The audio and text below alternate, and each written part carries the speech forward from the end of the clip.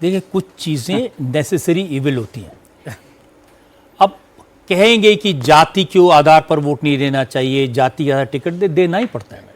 Free बीज के बगैर इलेक्शन लड़ना चाहिए? नहीं, फ्री बीज के बगैर आप चुनाव जीत नहीं सकते। तो मुझे लगता है नरेंद्र मोदी इस बारे में बिल्कुल क्लियर हैं। सबसे पहली ज़रूरत है चुनाव जीतना और उस जीत को जनता के वेलफेयर के लिए इस्तेमाल करना। ये दो चीज़ें जो उन्हें बाकी नेताओं से अलग बनाती हैं, और ये उन्होंने करके दिखाया। और इसीलिए एक सेटबैक के बाद में लगातार एक के बाद एक चुनाव जीते। जहां लगता है जो करना जरूरी है वो करते हैं। अब तो लग रहा है ये नया इकोनॉमिक मॉडल मान लिया है सबने। लेकिन मेरे मन में एक सवाल है कि क्या अमित शाह जी अब चंडीगढ़ की फ्लाइट लेके? आप मान सकते हैं। अब इसके बाद पंजाबी ये तो छप रहा है सब जगह की तो पंजाब में उनकी सभाएं या पंजाब में उनके दौरे जो है अब आने वाले वक्त में। सौरभ जी, इसको तो यूं भी कह सकते हैं ना कि फ्लाइट लेने से पहले वहां व्यवस्था सब ठीक हो जाए, इसका इंतजाम कर दिया है। तो 7 राज्यसभा सांसद विधायक जहां न्यूनतम हो तो वो तो पहले से तैयारी हो रही है। कोलकाता तो दर्शकों से यही मैं कहना चाहता हूं कि 5 राज्यों में पहली बात यह हुई कि ऐतिहासिक वोटिंग हुई, फिर जो नतीजे आए वो भी ऐतिहासिक है। बंगाल को देखें, भय की हार हुई, भरोसे की जीत हुई। नरेंद्र मोदी ने एक लाइन में जो कहा था उस पर बंगाल की जनता ने मोहर लगा दी। ये मोदी के प्रति बंगाल की जनता के भरोसे की, जनता के विश्वास की जीत है, अमित शाह की रणनीति की जीत है। जिन इलाकों में बीजेपी कभी नहीं जीती थी वहां इस बार बीजेपी को जबरदस्त कामयाबी मिली। ये बहुत बड़ी बात है। और जहां मुस्लिम वोटों का पोलराइज होना बड़ी मुसीबत थी बीजेपी के लिए, इस बार हिंदू वोट पोलराइज हुआ। और ममता चाहे चुनाव आयोग के बारे में कहें कि उन्होंने मदद की, सेंट्रल फोर्सेस की बात करें, उनको अंदाज़ा था कि इस बार उनको हिंदू वोट भी पोलराइज होगा। ममता को अंदाज़ा था उनकी हार होगी। ममता ने इन सब चीज़ों को काउंटर करने की बहुत कोशिश की लेकिन कामयाबी नहीं मिली है। और ममता बंगाल के लोगों के वोट से हारी हैं, किसी और वजह से नहीं हारी है। अब वो चोट चुनाव आयोग पर करेंगी, लेकिन आज इसका कोई मतलब नहीं।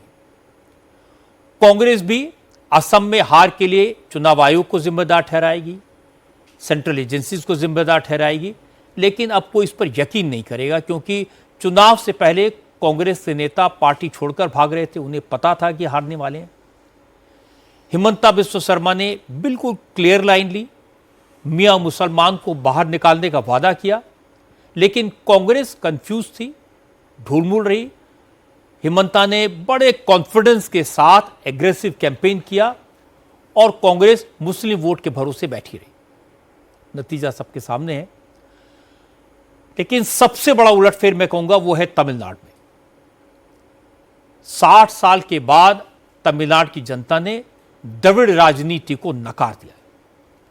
पहली बार पार्टी बनाई, चुनाव के मैदान में उतरे, सुपरस्टार विजय, जबरदस्त जीत हासिल की। और यह तमिलनाडु की राजनीति में बहुत बड़े बदलाव का संकेत है। तमिलनाडु के लोगों ने बता दिया कि अब भाषा, जाति, क्षेत्रवाद और परिवारवाद की राजनीति से वो ऊब चुके हैं। विजय ने जनता की इस बात को,